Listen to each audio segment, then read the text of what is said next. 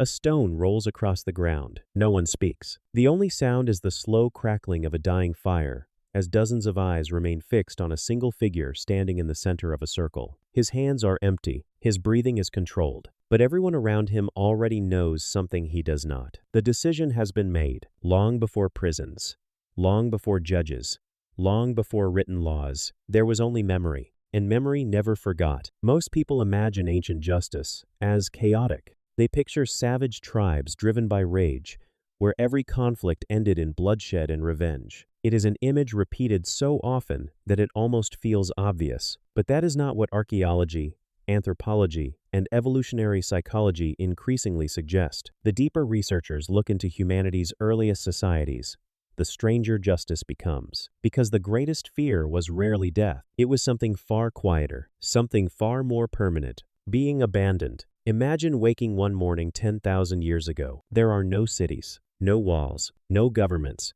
only scattered families moving through forests, rivers, grasslands, and mountains that cared nothing for human survival. Every meal depends on cooperation. Every night depends on shared protection. Every injury threatens everyone's future. In such a world, survival is not an individual achievement. It is a social contract. Break that contract, and you threaten the existence of everyone around you. This changes everything about crime. Today, we often think of crime as breaking the law. Ancient humans rarely thought that way because there were no law books, no legal codes, no police. Instead, every harmful action created something invisible, a fracture inside trust itself. And trust was the most valuable resource any group possessed. Without trust, hunters hesitate. Parents become suspicious. Food is hidden instead of shared. Warnings arrive too late. The group slowly stops functioning. A single dishonest person could become more dangerous than a starving wolf. Researchers studying surviving hunter-gatherer societies noticed something remarkable. Many communities could tolerate mistakes. They could forgive accidents. They could even accept failure. But repeated betrayal, that was something entirely different, because betrayal spreads, not through violence, through expectation. Once people begin believing that cooperation no longer protects them, cooperation starts disappearing. Civilizations collapse from armies. Small tribes collapse from distrust. The difference is scale. The mechanism is the same.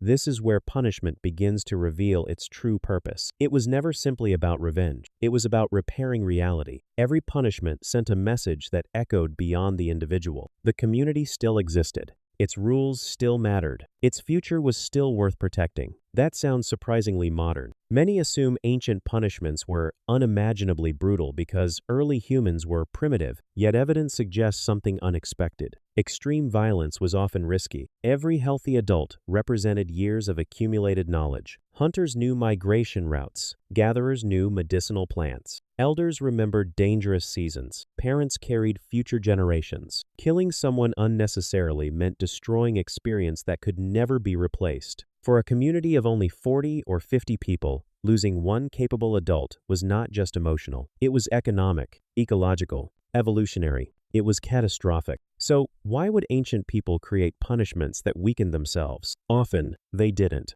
Instead, they developed something far more psychologically sophisticated. Public shame. Imagine standing before every person you have ever known. No walls separate you.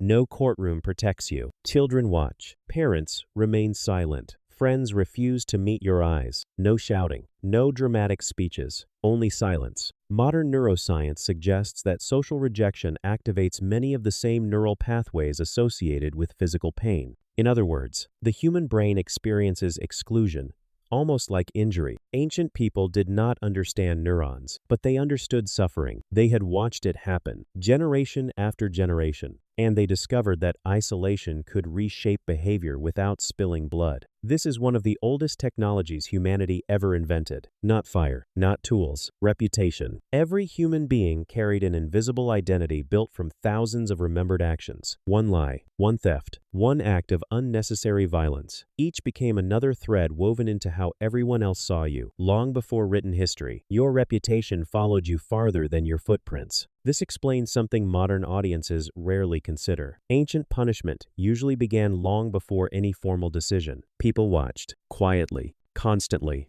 Anthropologists call this reputation-based cooperation, but living inside it felt very different. Every conversation mattered. Every promise mattered. Every shared meal became evidence. There were no permanent records. The people were the records. Memory itself became the courtroom. And forgetting was almost impossible because survival demanded observation. If someone repeatedly stole food, ignored danger, lied during hunts, or abandoned others during crisis, those memories accumulated like invisible stones. Eventually, the weight became impossible to carry. Then came judgment, not from a king, not from a government, but from everyone. The strange truth is that this system was both terrifying and deeply democratic. No prison walls were needed because society itself became the prison. You could still walk, still breathe, still eat. But every glance reminded you that trust had been broken. Psychologists today sometimes describe humans as intensely social primates. That phrase sounds clinical, almost harmless, yet hidden inside it is one of the darkest realities of our evolution. The human brain evolved to fear loneliness almost as much as death, because for most of our history, the two were nearly identical. Exile was rarely announced with violence. Sometimes the group simply left, the fire disappeared, the voices faded, morning arrived, and suddenly, you were alone. No maps, no stored food, no allies, only silence stretching across an indifferent landscape. Most people assume execution was the harshest punishment imaginable. For many ancient communities, being forced to survive entirely alone